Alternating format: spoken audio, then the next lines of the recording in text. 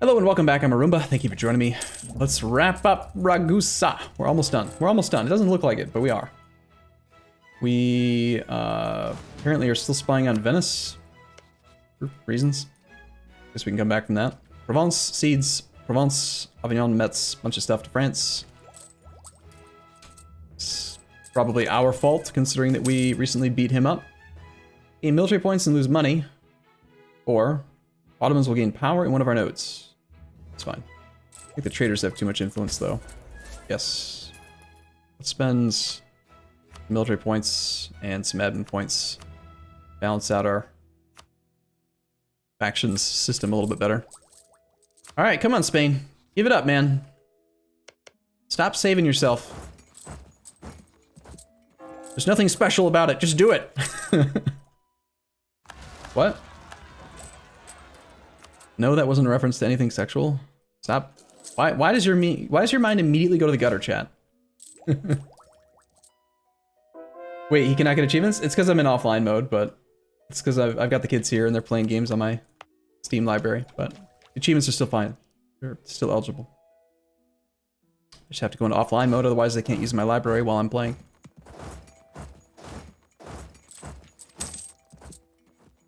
We can take tech and still gain innovativeness. I remember a long time ago when I had difficulty getting high innovativeness, and now it doesn't even matter what campaign it is. Every campaign I play, I always get to 100 now. Ever since we did that spreadsheet oh so long ago. It's nice. Basically like a permanent golden era. Let's upgrade some more barracks, I suppose. We could also stockpile cash, just to funnel it into the subjects once we're at war. Making 35 ducats a month despite giving 28 ducats to our vassals. And there's still one vassal we're not subsidizing. Which one is it? We have Pennsylvania. Nitra. Nitra doesn't have any money. Nitra, you want money? Nitra has debt. Pay it off. Here, Nitra, you want money? I'll give you money. For all of eternity. You can have, like, I don't know, 7.5 ducats because you're fancy. Go buy yourself something nice.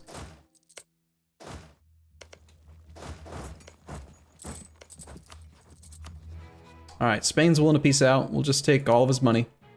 Actually, he does kind of dominate this node a bit with some of these other provinces. Maybe we should wait and take trade power from him as well. It's not going to take too much more work. It is some, but we've kind of done a lot of the work. Maybe we should just do a little bit more. Why subsidize vassals? Because then they make more men. And then they do stuff with them. Basically, they are autonomous little sub-stacks that have their own generals. They seek out targets. They wage war and beat war, like win wars for me. And if they have enough money and manpower, they'll just build all the way up to force them. One of the next things we could consider spending more and more money on is regimental camps in our subjects' territory, so that they will have more force limit. And then we can get even more stuff built. Why ask for trade power from the vassals? Because, okay, that's a more complicated question than you might think. You might think that it's...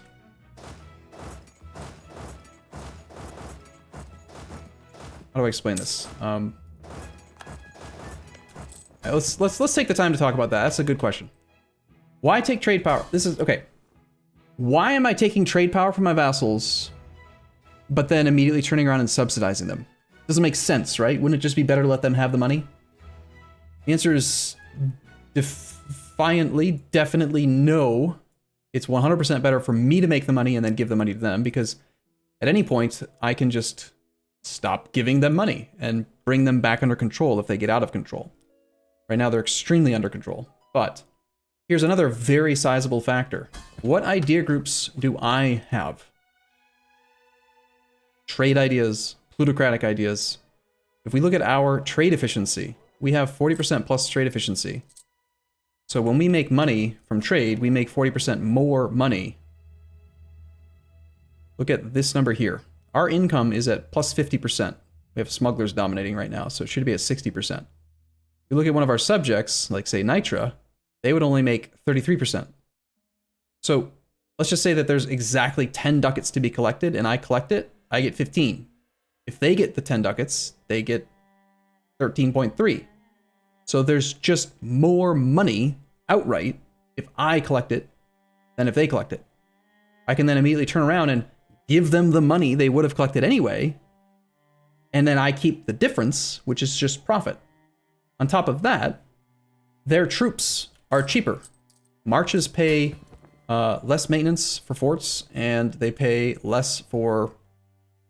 I want to say they have a discount to regiment costs as well, don't they? I can never remember the bonuses. I just know they're good. They pay less for forts, they have more manpower, they have more force limit. It might not be a troop discount, but basically, we want the money ourselves. We want to supply them with the funds then. Maybe it's not as complicated. It's simple. There's a reason for it. Just do what I say. Do what I say and you'll be strong good like us, okay?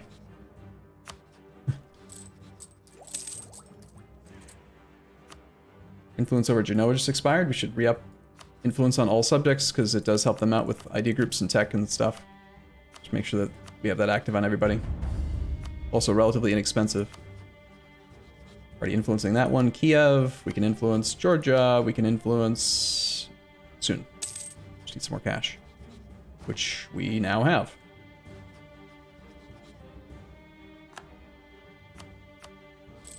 Oh hey look, we can take an age bonus. I guess we'll take the very last one that matters. Mr. Niklas, Twitch Prime, thank you, sir. So, I haven't seen a Spanish army in a while. They're not in our borders. He's not bankrupt yet, as far as I know. He's a bit corrupt, but no bankruptcy or anything. How much longer do we want to wait is the question. How long is it going to take him to actually give me trade power in addition to money and war ups? I do not want to take a morale of armies penalty right before we go to war with the Ottomans. So take that. Smugglers are no longer dominating. Oh, that's right. Crap, I always forget that that's a thing. We can't demand trade power from him because he's got colonial nations which transfer trade power to him. Therefore, you can't demand trade power from him. So, I guess we're just piecing out. That's so annoying, though. It's such a stupid restriction. Oh well. Let's build some more regimental camps in our subjects. Time to militarize.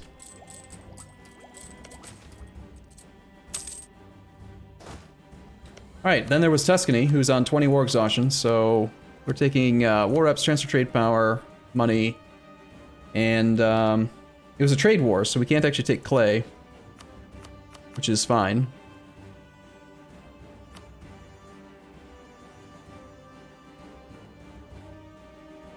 Make them annul their alliance with Spain. Okay, so that army's gonna march through Trent, Lienz, then back to Severin. And now we can group up our transports.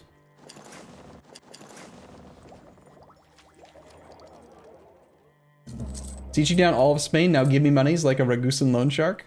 More forts in Georgia? I've already built forts in every province that has mountains. So we can still build them in like the highlands, but I don't think building a fort in Kakheti is really worthwhile. You know, it did just collapse, but because they were noble rebels, as I mentioned earlier, they don't matter, so it made no difference. Unless he actually had rebels over here and I wasn't paying attention, then in which case he would have actually lost that land. Alright, so we were gonna, after that war, take a close look at trade and make sure that everything makes sense. I was considering stopping privateering. One of the main reasons we had privateered for so long, pretty much the entire campaign, is power projection. And because Venice and then the Ottomans were dominating their nodes. The drawback to privateering is that you only get half of the money. It's not listed. Show me, someone, okay, someone in chat right now, show me where in the game it mentions, oh, by the way, you only get half the money. Raise your hand in chat if you knew that you only get half the money. A fleet on a privateer mission will sail under a black flag and steal trade power from other nations in a trade node. Okay, yeah, that makes sense. Largest trade power share makes privateers more efficient here. 34% control of the node. So the math would be pretty straightforward, right? If we look at the Constantinople node, there's total value of 55 ducats in there, and the privateers have 33% controls. 55 times 0.33, 18 ducats is what they should give us. And yet, when we look at spoils of war, Constantinople, we're only making 10.52. So how do we go from 18 to 10.52? Well, first you got to factor in privateer efficiency. So this number goes up a little bit more. It's kind of like trade income efficiency. So times 1.147, 20.8. But wait a minute. We're only making 10.52. Well, just because inexplicably you just got to, multiply by 0.5 because reasons. And then there's some rounding happening, but it's just a thing you got to know. You just got to know. Privateers keep half. The pirates keep half the money. So there becomes a point with trade where it makes more sense to switch to protecting trade rather than letting the pirates keep half if power projection concerns have been met, which they currently have. We're getting 10 from privateering. We don't need that 10 to stay above 50, so it makes sense to consider switching to protecting trade. On top of that, our privateer efficiency is only 14.7. Our trade power efficiency is 31. So if the ships were protecting trade, they would get a 31% multiplier to trade power instead of 15%. That make sense? Pirates keeping half the money makes sense? I don't disagree. Go ahead, rewind it. Rewind the clip and show me where I said that it doesn't make sense that they keep half the money. I said show me in the game where it mentions that they keep half the money.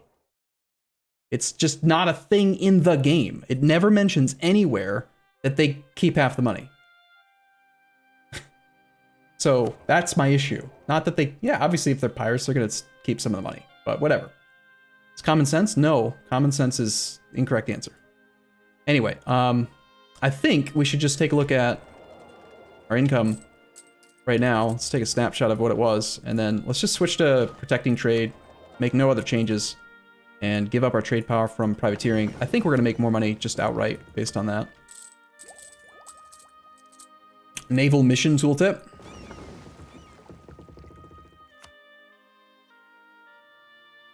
A fleet on a privateer mission will sail under the black flag and steal trade power from other nations in a trade node. This fleet will add to our trade value. No? Where? No, it doesn't say it.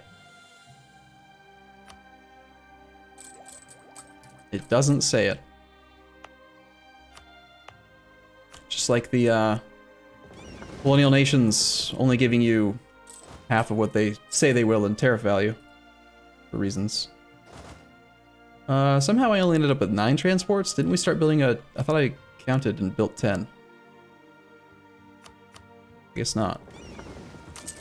Or I can't count. One of those two. Alright, so let's let a month go by. Turns out it's probably way better to protect trade. Alright, so here's what we were making. We were making 65 ducats in trade. Now we're making 113.94. We no longer get spoils of war. So, yeah, we've been a little sloppy. It's been a while that it would have made a lot more sense to do that. But we wanted the 3 monarch points a month. So, we also need more trade power in the actual Ragusa node. We need to upgrade the Lycan trade port to level 2. Ragusa itself needs to be upgraded to level 3. I think it's worthwhile. We have trade power edict on. Assuming we have a marketplace here. Shipyard, workshop, regimental camp. No marketplace. Well, let's make sure we get that built soon. Okay, so yeah, we have money. The Ottomans are making less money than us by far now. We make 200 gross, 162 for the Ottomans, but I think that that's possibly going to go down more soon-ish. So we can clearly support a huge, huge war against them, and we should just declare war soon.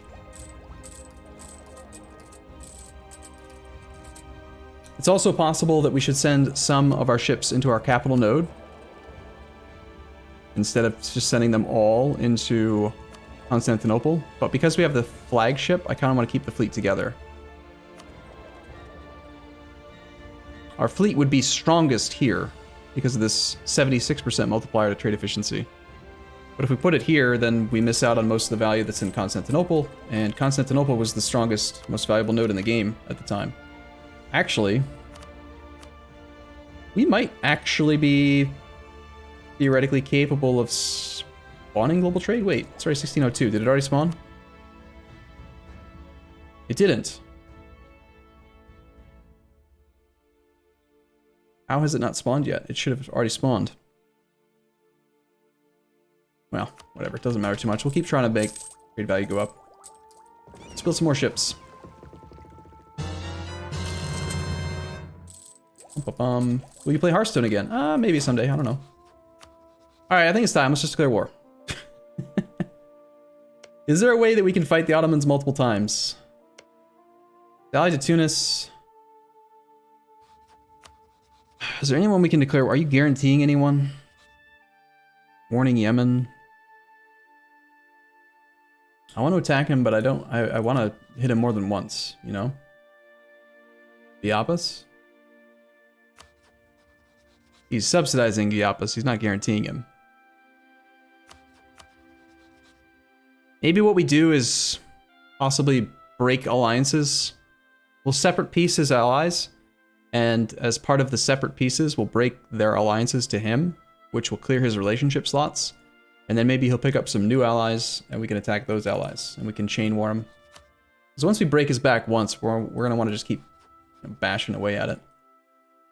Great power break alliance. I highly doubt anyone would accept. That's a no. It's also allied to Dawasir. That's a no. Najd. Nope. This mechanic is like largely unusable. You have to be so strong that they're like, oh nice, he's at war with the Timurids. Perfect opportunity to stab him in the back. I say we just go. Or actually, is he at war with anyone we could rent Kanatiri to, so we could do this? Enter against Akilu. So Ardalan is the war leader. One province minor is already occupied. I think we just declare. Let's just get started on this. We'll declare for claims. We lost our claim on Constantinople, apparently. We have a spy network on him. Probably declare for Kosovo, because it's the easiest to siege. But if you're going to declare claim war, you should always declare using a subject's claim. That way the subject's claims don't cost Diplo points. Sinop, Trebizond. So Genoa's fabricated across the eastern Black Sea. And Georgia has as well.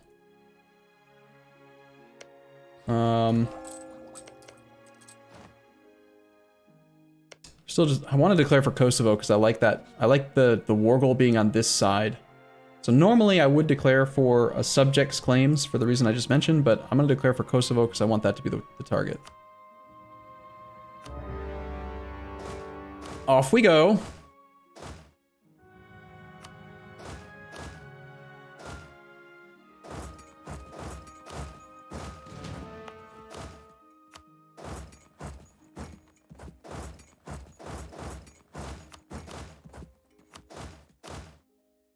It's time for wars. Let us fight. Here, let's have SMS bring that army around a little bit quicker. Have them both head to Kosovo. Don't march that way though, because then you'll get black flagged. You don't want that. Alright, cool. Well, not to, you know, cliffhanger anyone, but if you're watching this on YouTube, I'm gonna take a short break here. I'll see you again in the next video. As always, thanks for watching, and I'll see you soon. We're telling them to protect trade in Constantinople. What? Go home during war. Okay. See you guys in a second.